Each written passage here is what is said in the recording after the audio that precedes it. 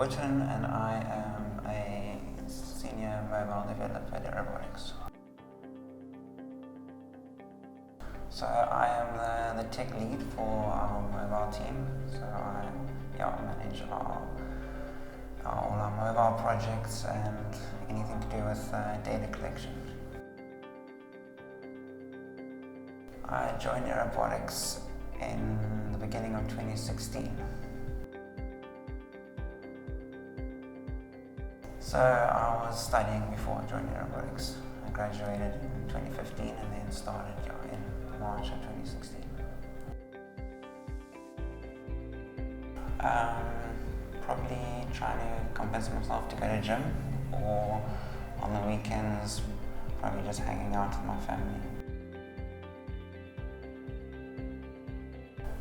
First thing I do will be normally just check some emails, kind of figure out what I'm going to be doing for the day. Look at what Jira tasks I've got lined up. Just kind of ease myself in.